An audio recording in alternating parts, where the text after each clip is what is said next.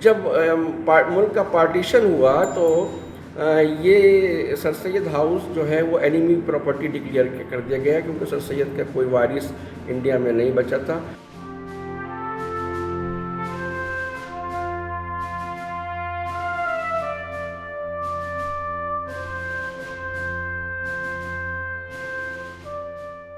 جب سر سید علیہ رحمٰ نے ریٹائرمنٹ لیا بنارس سے اپنی سروس گورنمنٹ کی سروس سے، اس کے بعد انہوں نے علی گڑھ میں آ کر سیٹل ہونے کا فیصلہ لیا، کیونکہ ان کی کالج کی تحریک جو تھی وہ عنقریب شروع ہونے کو تھی۔ تو ان کے بیٹے سید محمود نے یہ سر سید ہاؤس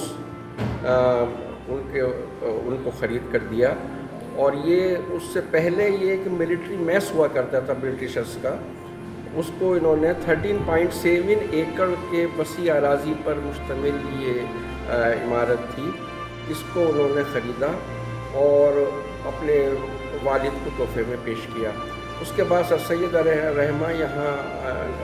رہنے لگے، اور یہیں سے کالج کا انوگریشن کی تقریب منعقد ہوئی تھی۔ بہت سے وائس چانسلرز، خاص طور سے سر راس مسعود اور سر ضیاء الدین، بحیثیت وائس چانسلر لاج کے بھی انہوں نے اس کا استعمال کیا۔ اس کے علاوہ یہاں بہت عرصے تک انگلش ہاؤس